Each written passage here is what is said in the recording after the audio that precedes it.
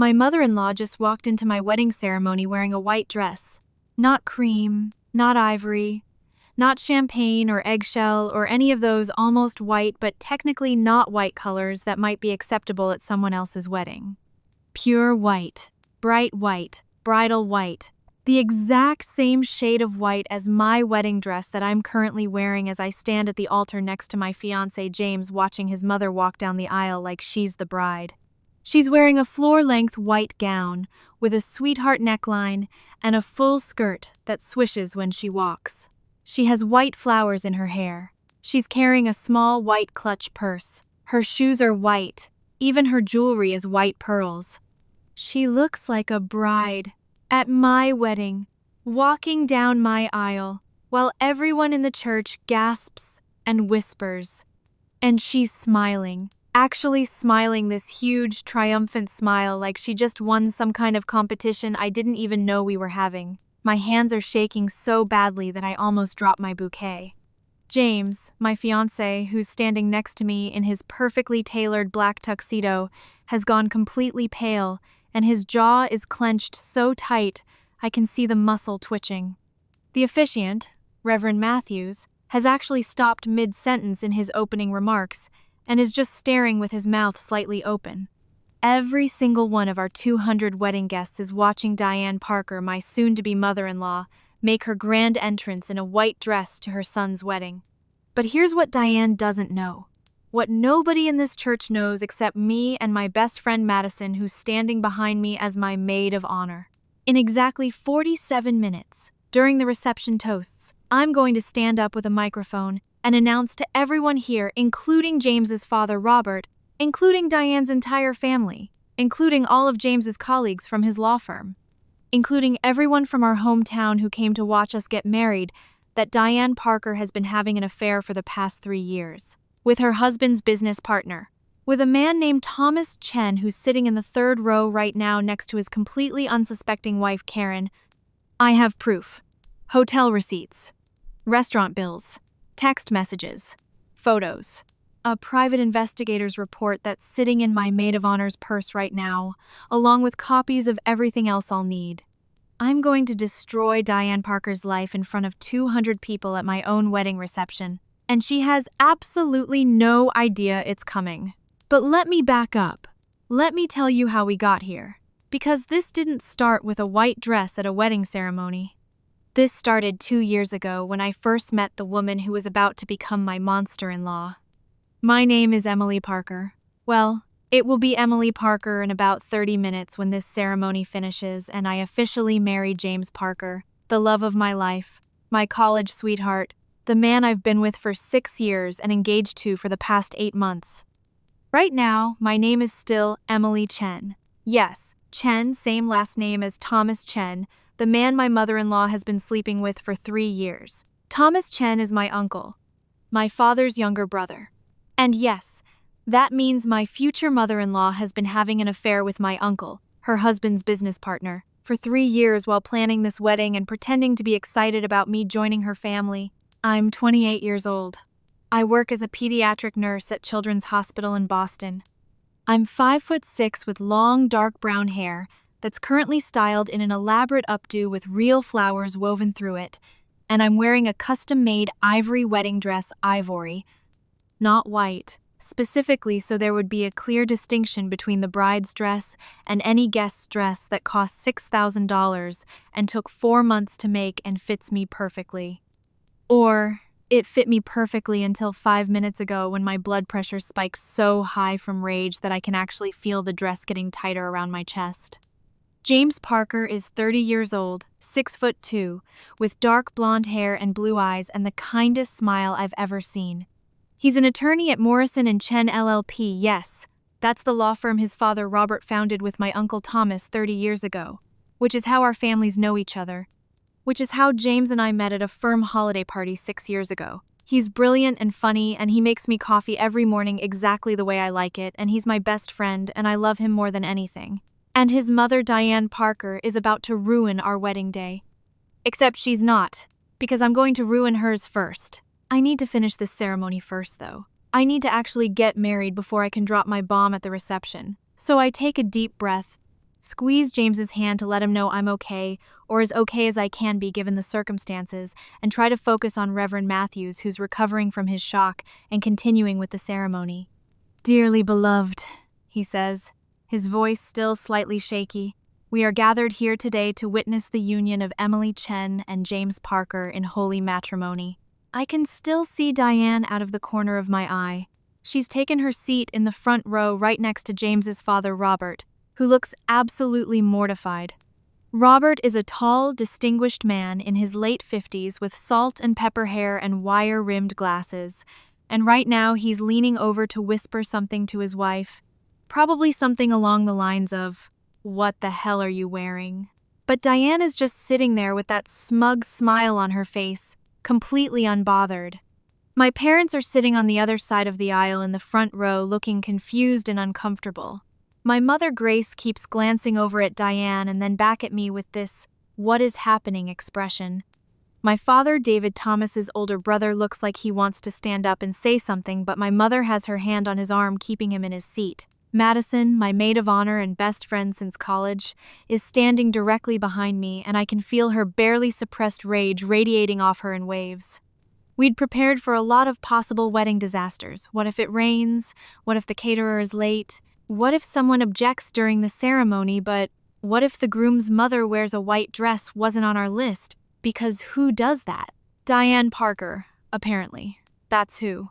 The ceremony continues. We exchange vows, the traditional ones. Nothing custom because Diane had insisted that modern vows are tacky, even though I'd wanted to write our own. We exchange rings, simple gold bands that James picked out 3 months ago. Reverend Matthews pronounces us husband and wife. James kisses me, and everyone applauds, and I'm officially married now. Mrs. Emily Parker. And in approximately 43 minutes, I'm going to destroy my new mother-in-law's entire life. We walk back down the aisle together as husband and wife, while the church organist plays the recessional music. As we pass Diane's row, she reaches out and actually touches. My dress, grabs a handful of the ivory silk and tulle, and says loud enough for people nearby to hear, "Such a lovely dress, dear." Though I do think white would have been more traditional. Ivory seems a bit informal. I don't respond. Just keep walking, keep smiling, keep my hand in James's hand, and keep moving toward the church exit where we're supposed to pose for photos before heading to the reception. But inside, I'm counting down the minutes until I can wipe that smug smile off her face forever. The photos take 30 minutes. Bride and groom portraits. Family photos where I have to stand next to Diane in her white dress and smile for the camera while she puts her arm around me and says things like, "Welcome to the family, dear," with that fake sweet voice she uses. Bridal party photos with Madison and my other bridesmaids, my sister Claire and James's sister Rebecca, and my cousin Jennifer. Finally, we're done. Time to head to the reception venue, which is at the Riverside Country Club about 10 minutes away from the church. James and I ride in a vintage car that we rented for the day, while everyone else drives over in their own vehicles. "I'm so sorry about my mother," James says the moment we're alone in the back seat. I have no idea what she was thinking. A white dress. To our wedding? That's insane, I supply. Inappropriate? Attention-seeking? Deliberately disrespectful? All of the above, he says, running his hand through his hair in frustration. "I'm going to talk to her. This is unacceptable." "Don't," I say quickly. "Don't talk to her. Not yet. Just trust me. Okay?" He looks at me with confusion. What are you planning?" "You'll see," I tell him, "during the toasts. Just trust me. And whatever happens, know that I love you and I'm doing this for us, for our future. Because we deserve better than having someone like your mother constantly trying to undermine our marriage." "What are you talking about?" he asks, and he looks genuinely worried now. "Emily, what's going on?" But we're pulling up to the country club now, and there's no time to explain. You'll see, I repeat. Just trust me. The reception venue looks beautiful. We'd rented out the entire main ballroom at the Riverside Country Club, a elegant space with floor-to-ceiling windows overlooking the river, crystal chandeliers, round tables with white linens and ivory and gold centerpieces, a dance floor, a small stage for the band, and a head table where James and I will sit with our wedding party. Our 200 guests are already arriving, finding their assigned seats, getting drinks from the open bar, admiring the decorations. Everything looks perfect. Exactly the way I'd planned it during 8 months of careful preparation. Diane is already here, of course. Still in her white dress, still smiling. She's standing near the entrance greeting people like she's the hostess. Like this is her party, accepting compliments on her dress. "Oh, do you like it? I had it specially made." And generally making herself the center of attention. Madison appears at my elbow with 2 glasses of champagne. "Everything's ready," she says quietly. "I've got the folder. The mic is set up. The DJ knows the plan. We're good to go." "Thank you," I tell her, "for everything, for believing me, for helping me plan this." "Are you kidding?" Madison says with a fierce smile. "I've been waiting for this moment since you first told me what you found out. Diane Parker is going down." We take our seats at the head table. Dinner is served a choice of filet mignon or salmon, both cooked perfectly, with roasted vegetables and garlic mashed potatoes. I barely taste any of it. I'm too focused on what's about to happen. The DJ makes announcements. Thanks everyone for coming. Introduces the bride and groom, that's us, and everyone applauds. We do our first dance to At Last by Etta James, and James holds me close and whispers, "I love you so much," and I tell him I love you too, and mean it with every fiber of my being. Then it's time for the father-daughter dance. My dad and I dance to My Girl, which has always been his nickname for me since I was little. He twirls me around the dance floor and tells me he's proud of me, and I have to blink back tears. Then mother-son dance. James and Diane take the floor. The song is A Song for Mama by Boys to Men, which Diane chose without consulting anyone. I watch them dance and watch Diane's smug, possessive expression as she holds her son, and I think about what I know about her, what I'm about to reveal. The dance ends. Everyone applauds. James returns to his seat next to me. And then the DJ announces, "And now, we'll have some toasts from the wedding party. First, the best man, Michael Chen." Wait, I should explain. Michael Chen is James's best man and also my cousin, my Uncle Thomas's son. Yes, this is about to get extremely messy. Michael stands up with his champagne glass, looking handsome in his groomsman tuxedo, completely unaware that in about 10 minutes I'm going to announce that his father has been sleeping with his best friend's mother. He gives a nice toast, talks about how he's known James since they were kids, how their fathers started the law firm together, how he's watched James and me fall in love over the past 6 years, how we're perfect for each other. Everyone laughs at his jokes and applauds when he's done. Then Madison stands up. She's my maid of honor, so she's next. She's wearing a beautiful champagne-colored bridesmaid dress, and she looks fierce and ready. "Good evening, everyone," Madison begins, her voice clear and strong through the microphone. "For those who don't know me, I'm Madison Wright, Emily's best friend since college, and her maid of honor. I've known Emily for 10 years, and I've watched her become the incredible woman she is today. And I've also watched her relationship with James grow into this beautiful partnership built on trust, honesty, and respect." She pauses and looks directly at me. Emily believes in honesty. She believes in being truthful, even when it's hard, even when it's uncomfortable, even when it might hurt. Because she knows that real love, real family, real relationships can't be built on lies. I can see where this is going. Madison is setting it up perfectly. "So, in that spirit of honesty," Madison continues, "I'm going to hand the microphone over to Emily now, because she has something she'd like to share with all of you." "Emily?" She hands me the microphone. The entire room goes silent. All 200 guests are looking at me now, expecting a sweet bride's toast thanking everyone for coming to the wedding. They have no idea what's about to happen. I stand up slowly, take a deep breath, look around the room at all these faces, family, friends, colleagues, people I love, people I barely know, all gathered here to celebrate what should be the happiest day of my life. And then I look at Diane, still in her white dress, still smiling that smug smile, not for much longer. "Thank you all so much for being here today," I begin, my voice steady despite my racing heart. "It means the world to James and me to have everyone we love here to celebrate with us. This has been a beautiful day. Perfect, really. Well, almost perfect. I pause. Let the almost hang in the air. There was one small issue, I continue.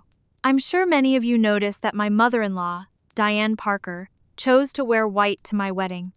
There's an audible intake of breath from multiple people around the room. Diane's smile falters slightly. Now, I know what you're thinking, I say with a little laugh. It's just a dress, right? It's not that big of a deal.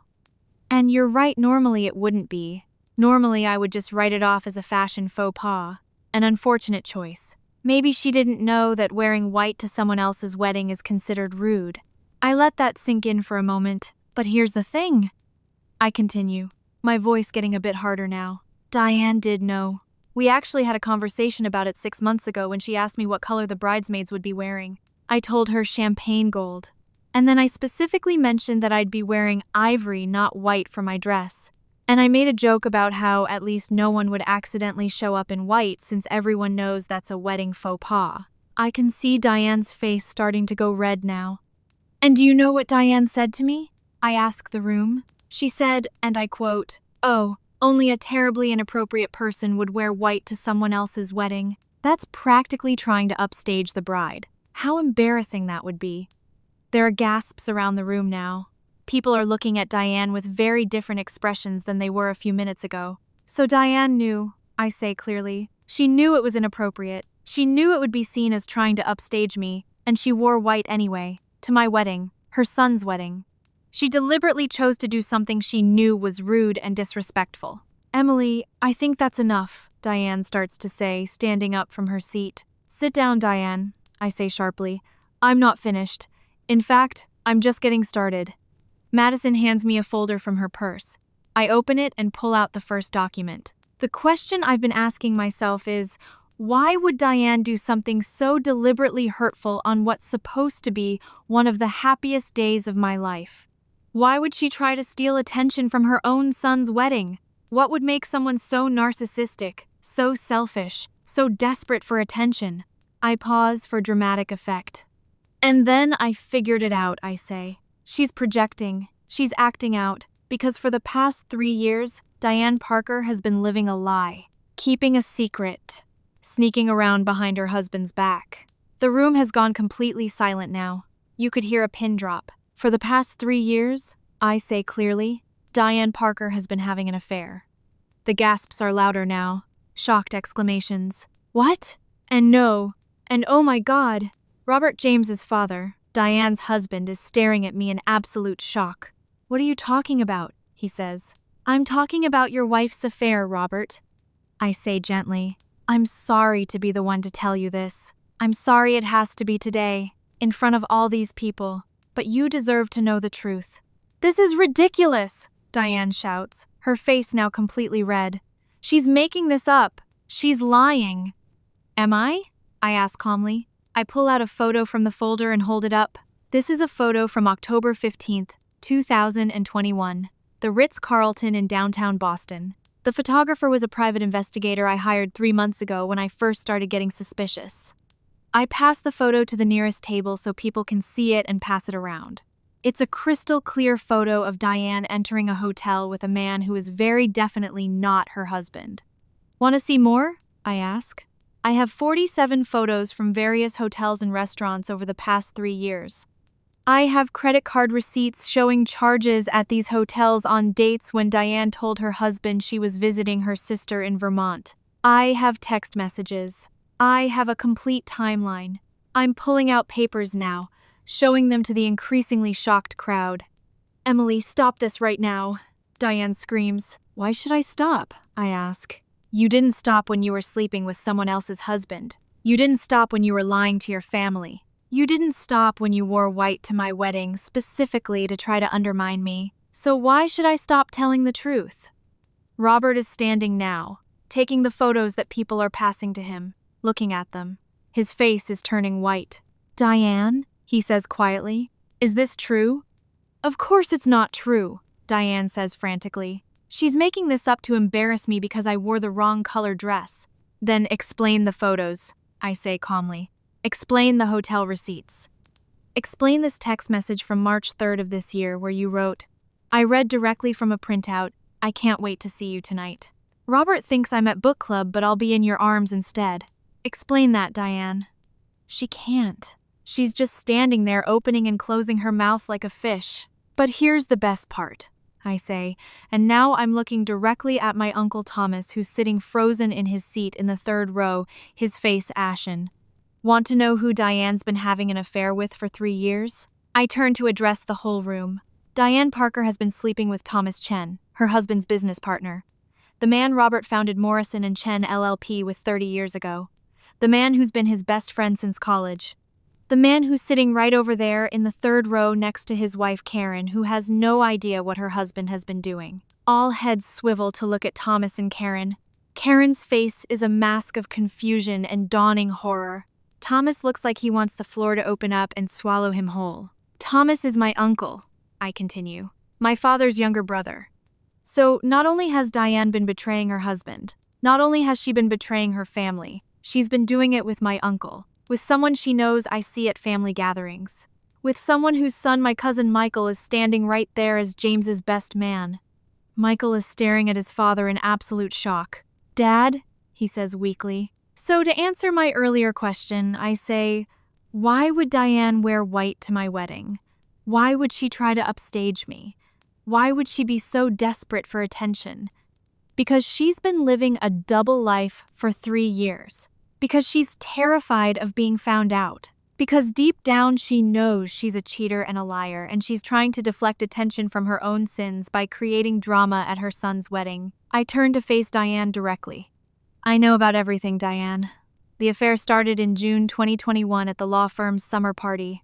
You and Thomas stayed late after everyone else left. You've been meeting at hotels ever since. Usually the Ritz-Carlton or the Four Seasons. Sometimes you'd meet at his condo when his wife was out of town. You told Robert you were visiting your sister Martha in Vermont, but Martha moved to Florida 3 years ago. So where were you really going on all those weekend trips?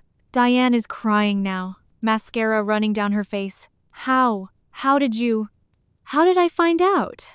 I finish for her. About 4 months ago, I was having lunch with my cousin Michael, and he mentioned that his dad had been acting weird, staying late at work, taking mystery phone calls, being secretive with his phone, and I thought it was strange because my future mother-in-law had been acting the exact same way, always on her phone, making excuses to leave family dinners early, lying about her whereabouts. So I put 2 and 2 together, and I hired a private investigator, best $1,500 I ever spent.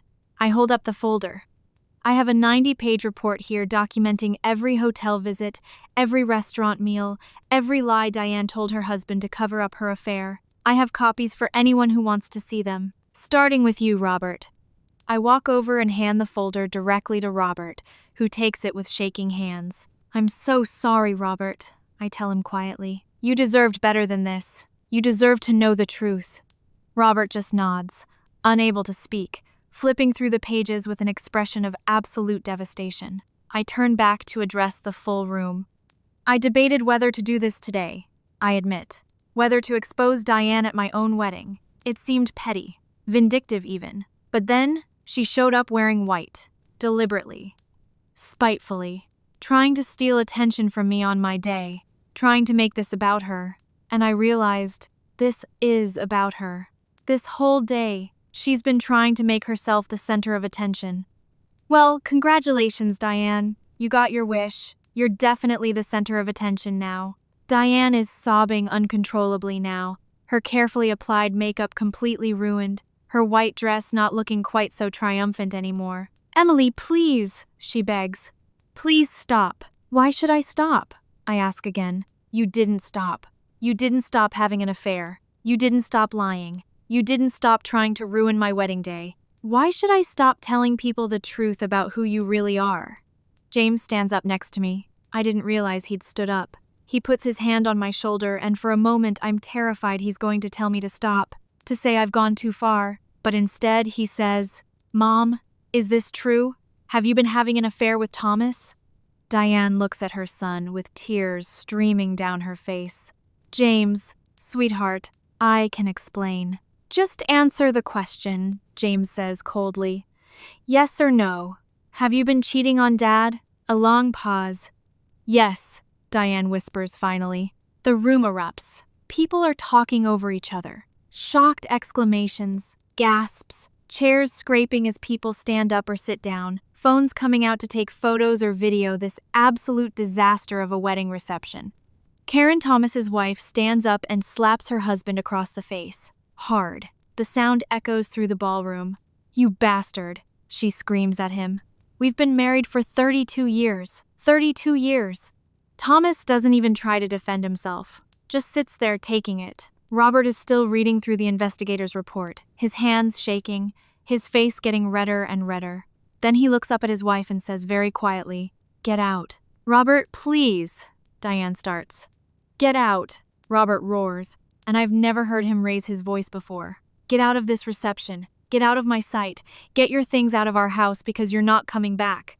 We're done. Our marriage is over. Get out." Diane is sobbing. "Robert, please, we can work through this." "There's nothing to work through," Robert says flatly. "You've been cheating on me for 3 years with my business partner. You've destroyed our marriage. You've humiliated me. You've hurt our son. And you did it all while pretending to be a loving wife and mother. Get out before I have security remove you." Diane looks around the room desperately, looking for someone to defend her, to take her side, to tell Robert he's being too harsh. No one speaks up. No one meets her eyes. Finally, still crying, she grabs her white clutch purse and runs from the ballroom, her white dress trailing behind her. Thomas stands up too, trying to follow her, but Karen grabs his arm. "Where do you think you're going?" she demands. "Karen, I'm sorry," he starts. "Don't," she cuts him off. "Don't you dare apologize to me. Don't you dare pretend this means anything. We're done. I'm calling my lawyer tomorrow. I'm taking you for everything you're worth. Every penny, the house, the cars, your share of the law firm, everything. You're going to regret ever laying a hand on that woman." She storms out too, leaving Thomas standing there alone while everyone stares at him. Michael, my cousin, Thomas's son, walks up to his father. "I can't believe you," he says quietly. "Mom loved you. We all loved you. And you threw it away for her?" He turns and walks away. Thomas, looking like he's aged 20 years and 20 minutes, finally leaves the reception too. The room is buzzing now, everyone talking at once, trying to process what just happened. I sit down at the head table. My hands are shaking. I can't believe I actually did that. I can't believe I just blew up my mother-in-law's entire life at my own wedding reception. James sits down next to me and takes my hand. "Why didn't you tell me?" he asks quietly. "Because she's your mother," I say. "I didn't want you to have to choose between believing me and believing her. I didn't want you to have to carry this secret around before the wedding. I wanted you to be able to enjoy our day without this hanging over you. So you carried it alone," he says. "Madison knew," I tell him. "She helped me plan this. But yeah, I didn't want to burden you with it until I had to." He pulls me into a hug. "I'm sorry," he says. "I'm so sorry my mother did this. Both things, the affair and the white dress. You deserved better." "We both deserved better," I say. "Your dad deserved better. My Aunt Karen deserved better. This is on Diane and Thomas, not on us." My father comes over to our table, looking shell-shocked. "Emily, I had no idea Thomas was. I'm so sorry. If I'd known, I would have." "It's okay, Dad," I tell him. "It's not your fault." But he still looks devastated. His own brother betrayed his business partner, betrayed his wife, betrayed the whole family. Robert comes over too. "Emily," he says, his voice rough. "Thank you for telling me. I know this wasn't easy. I know you could have kept quiet and let me live in ignorance. Thank you for respecting me enough to tell me the truth." "I'm so sorry, Robert," I tell him sincerely. "I'm sorry I had to tell you this way, at our wedding, in front of everyone. But when Diane showed up in that white dress, I couldn't let her get away with it anymore." "You did the right thing," Robert says firmly. "She needed to be held accountable, and I needed to know. Better to find out now than waste more years with someone who doesn't respect me or our marriage." He hugs both James and me, and then he leaves too, probably to call his lawyer. Madison comes over with fresh champagne for James and me. "Well," she says with a slightly hysterical laugh, "that was insane. Are you okay?" "I think so," I say uncertainly. I can't believe I actually did that. You were amazing, Madison says. Seriously, the way you just calmly destroyed her with facts and receipts? Chef's kiss. Iconic. I'm never going to forget this as long as I live. Slowly, the reception gets back on track. The DJ starts playing music again. People go back to eating dinner, though everyone is still talking about what just happened. My bridesmaids gather around me, all of them buzzing with shock and adrenaline. That was the most badass thing I've ever seen, my sister Claire says. Diane showed up trying to upstage you and you absolutely demolished her. I can't believe you kept this secret for months, Rebecca, James's sister, says. I had no idea Mom was having an affair. I feel like I should have known, should have seen the signs. She was careful, I tell Rebecca. She covered her tracks. None of this is your fault. Rebecca hugs me. Thank you for telling us. I know it wasn't easy. The rest of the reception is actually pretty fun. We cut the cake, a beautiful 3-tier white cake with gold details. We do the bouquet toss, my cousin Jennifer catches it. We do the garter toss, one of James's law school friends catches it. We dance and drink and celebrate. Around 10 p.m., as things are winding down, my mother comes over to me looking concerned. Emily, sweetheart, are you sure you're okay? That was a lot. Are you going to be all right? I'm fine, Mom. I assure her. Actually, I feel amazing. I feel relieved. Like I've been carrying this secret for months and now it's finally out and I don't have to carry it anymore. I'm proud of you, my mother says, for standing up for yourself, for refusing to let Diane walk all over you. That took courage. Thanks, Mom.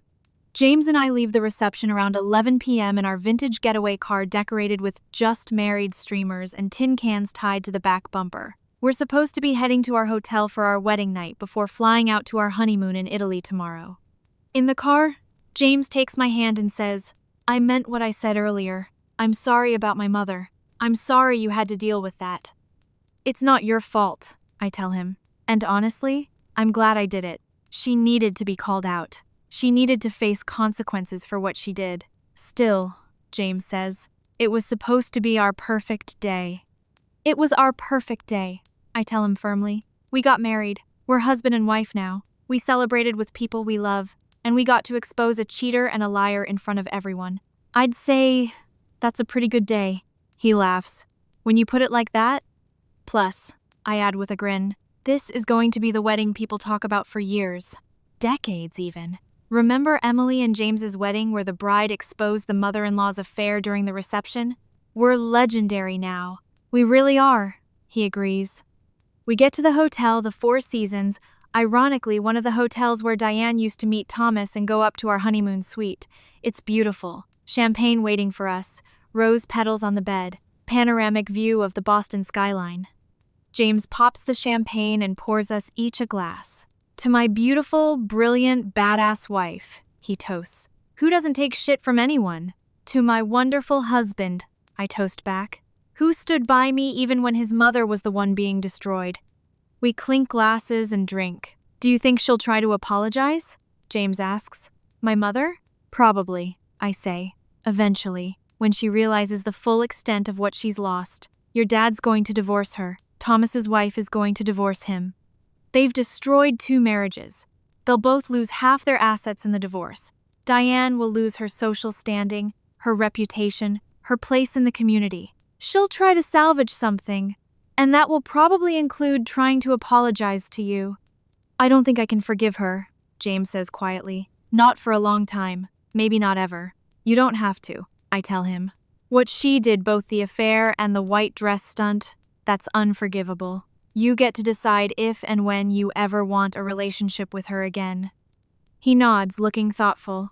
But tonight, I say, setting down my champagne glass and taking his hand, tonight is about us, about our marriage, about our future together. Let's not spend our wedding night talking about your mother. Agreed, he says, pulling me close. I love you, Mrs. Parker. I love you too, Mr. Parker. We kiss, and for a moment, everything else falls away. The drama, the affair, the destroyed relationships. All that matters is us. The next morning, we fly to Italy for our honeymoon, 2 weeks in Rome, Florence, and the Amalfi Coast.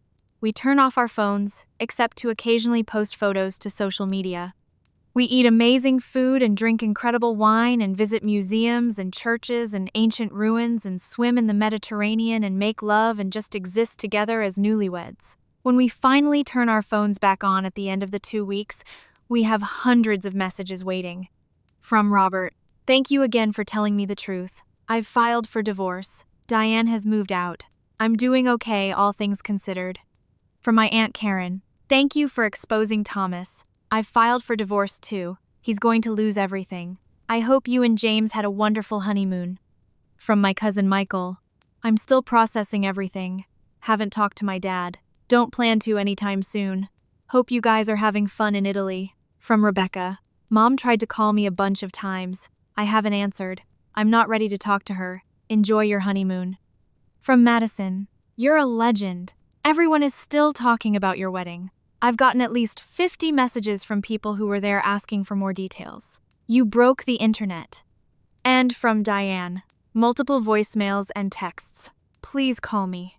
I need to talk to you. I'm so sorry. I made a terrible mistake. Please, give me a chance to explain." I delete them all without responding. James does the same with the messages from his mother. "We'll deal with it when we're ready," he says, "but not today." Agreed, I say. We spend our last few days in Italy enjoying each other's company, eating gelato, watching sunsets, and planning our future together. When we finally fly home to Boston, we're tan and relaxed and happier than ever, and we come home to find that the fallout from the wedding has been even more dramatic than we expected. Robert's divorce from Diane is proceeding rapidly. He's filed papers.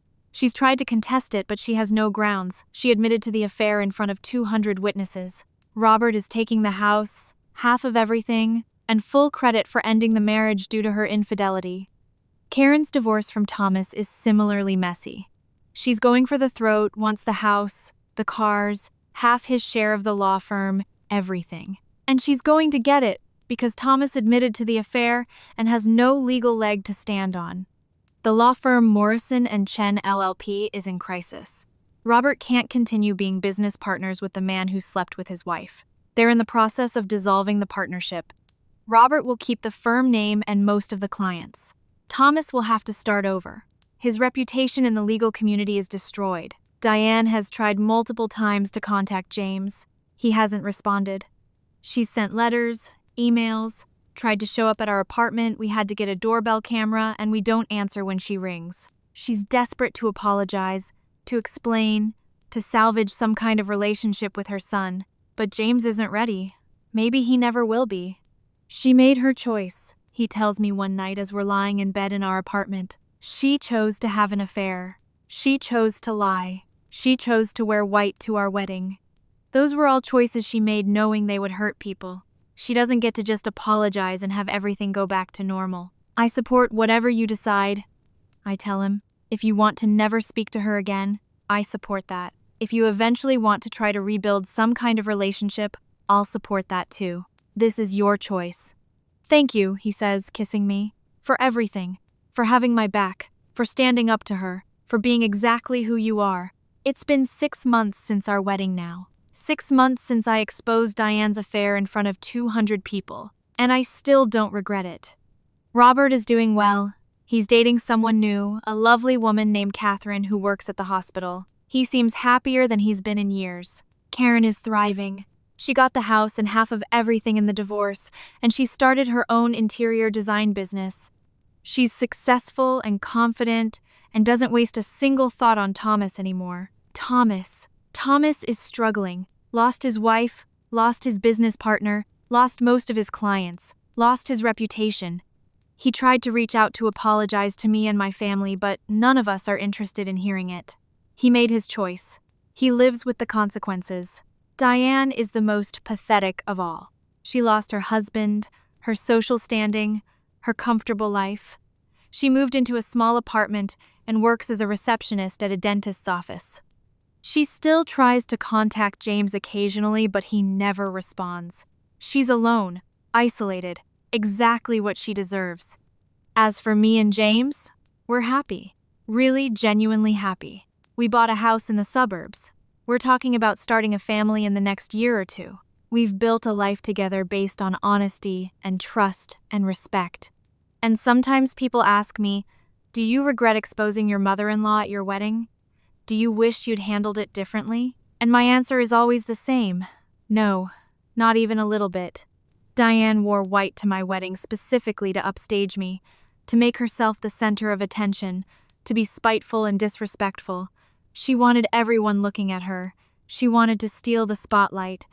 So I gave her exactly what she wanted. I made her the center of attention. I made sure everyone was looking at her. And then I told them all exactly who she really was. A cheater, a liar, a narcissist who cared more about herself than about her own family. She wanted attention? She got it. Just not the kind she was hoping for. And I'd do it again in a heartbeat. My mother-in-law wore a white dress to my wedding, so I announced her 3-year affair at the reception, with receipts, with proof, with a private investigator's report.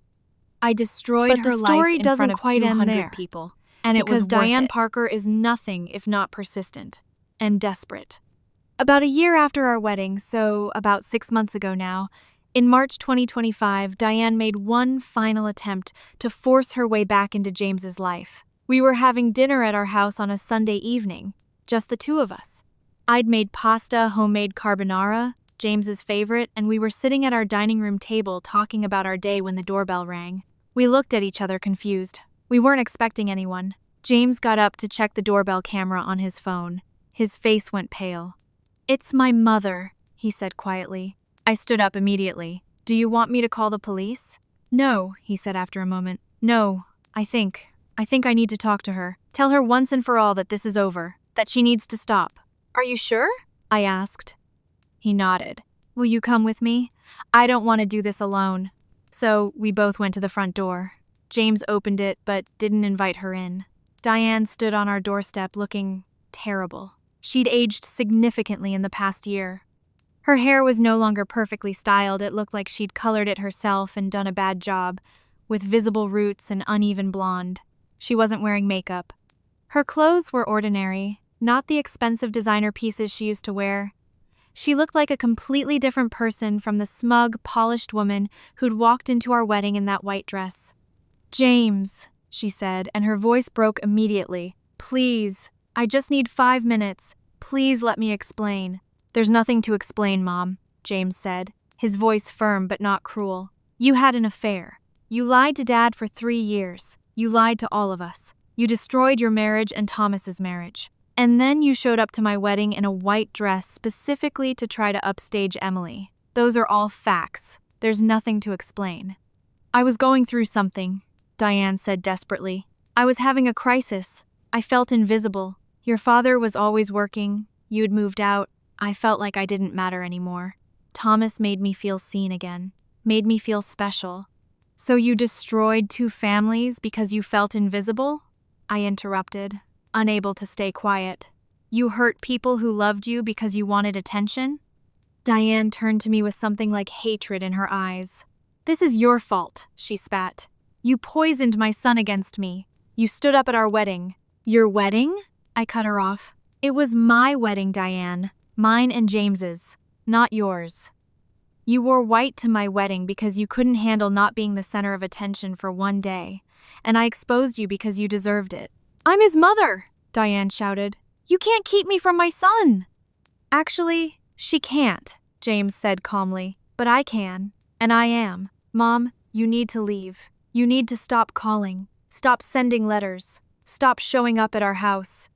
We're done. Our relationship is over. You made choices that destroyed any trust I had in you.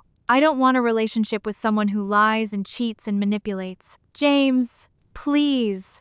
Diane was crying now, reaching for him. James stepped back. "I mean it, Mom. This is the last time I'm going to tell you. If you show up here again, I'll get a restraining order. If you keep trying to contact me, I'll have my lawyer send you a cease and desist. It's over. Accept it and move on." "But I'm your mother," she sobbed. "You were my mother," James corrected quietly. "But you stopped acting like a mother when you decided your affair was more important than your family. When you decided wearing white to my wedding was more important than respecting my wife, you made your choices. Now live with them." He closed the door in her face. We could hear her crying on the doorstep for a few minutes before she finally left. James stood there with his hand on the door, not moving. I went to him and put my arms around him. "Are you okay?" I asked softly. "Yeah," he said after a moment. "Yeah, I am. That needed to happen. She needed to hear it from me directly that we're done. Maybe now she'll finally accept it." She did. We haven't heard from Diane since that night 6 months ago. I don't know where she is or what she's doing. I don't care. As for everyone else, life moved on. Robert married Catherine last month, the woman he'd been dating since his divorce from Diane was finalized. It was a small, intimate ceremony at the courthouse with just close family. Catherine is wonderful, kind, genuine, supportive. Everything Diane wasn't. Robert seems genuinely happy for the first time in years. He and James have a great relationship now. They have dinner together every other week. Robert actually thanked me again at his wedding for giving him the kick in the pants he needed to leave a toxic marriage. Karen Thomas's ex-wife is thriving. She took him for everything in the divorce just like she promised. Got the house, the cars, half his share of the law firm, a massive alimony payment. She used some of that money to start her own interior design business, and it's incredibly successful. She's dating someone new, a nice man named Richard who treats her like a queen. She invited James and me to a dinner party at her house last month and told us, "Getting divorced was the best thing that ever happened to me. I'm free, I'm happy, I'm successful." Thomas did me a favor by showing me who he really was. Thomas himself is not doing well. Lost his wife, his business partner, most of his clients, his reputation. He tried to start his own solo practice, but most people in Boston's legal community won't work with him. Word got around about the affair, how he slept with his business partner's wife, how it all got exposed at a wedding, how messy and unprofessional it all was.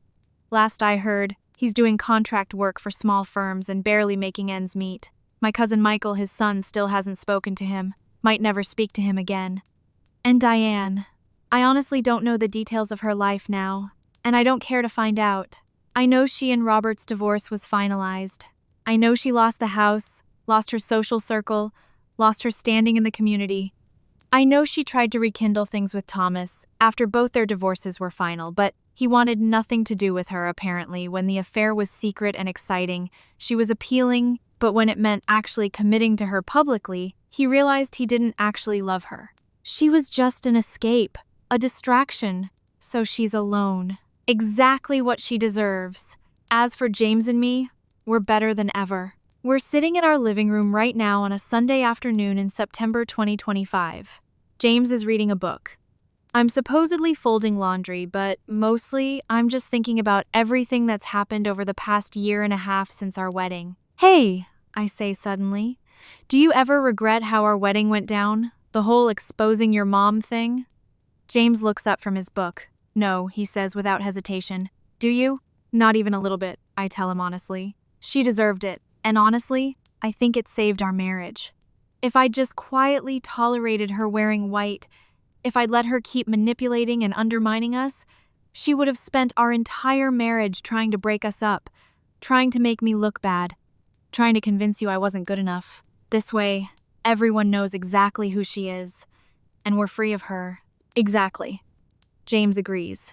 "You set a boundary. You showed her and everyone else that you won't accept disrespect. That's not something to regret. That's something to be proud of." I smile at him.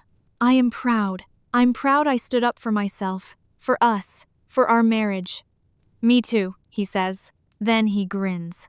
"Plus, we have the most legendary wedding story of anyone we know. No one's ever going to top the bride exposed the mother-in-law's affair during the reception." I laugh. "True, we're definitely memorable." "Hey," James says, setting down his book and coming over to sit next to me on the couch. "I have something to tell you." "What?" I ask, suddenly nervous. He looks serious. "I've been thinking," he says, "about family, about what kind of family we want to build together. And I've realized something. My mother was toxic, manipulative, narcissistic. She cared more about herself than about anyone else. And I don't want that anywhere near our children." "Our children?" I repeat, my heart skipping a beat. "Yeah," he says, taking my hand. I know we talked about waiting another year or two, but I think I'm ready now. If you are, I want to start a family with you. I want to have kids with you. Kids who will grow up knowing what a healthy marriage looks like, what honesty and respect look like. Kids who will never have to wonder if their parents love them because we'll show them every single day. I feel tears forming in my eyes. I'm ready too, I tell him. I want that. I want to build that life with you. He pulls me into a kiss. Then let's do it. Let's start our family. Our real family. Not the toxic mess I grew up in. A family built on love and truth and respect. Yes, I whisper. Let's do it. And as I sit there in my husband's arms, thinking about the future we're going to build together, I realize something. Diane wearing white to my wedding was supposed to ruin my day. It was supposed to make me feel small and insignificant. It was supposed to be her triumph. But instead, it became mine. Because I didn't just expose her affair, I exposed her entire character. I showed everyone who she really was beneath the expensive clothes and perfect hair and society's smile. I took away her power. I took away her ability to manipulate me or my marriage. I set boundaries that protected my relationship with James. And now we're free. Free to build our own life, our own family, our own story, without her anywhere in it. So yeah, my mother-in-law wore white to my wedding, and I destroyed her for it, and I'm not sorry, not even a little bit. Because sometimes, the only way to protect the people you love is to cut out the toxic people who are trying to hurt them. Even if that toxic person is your mother-in-law. Especially if that toxic person is your mother-in-law. I did what I had to do, and I'd do it again, every single time. Because my marriage, my happiness, my future is worth protecting. And no one, not even Diane Parker in her white dress, was going to take that away from me.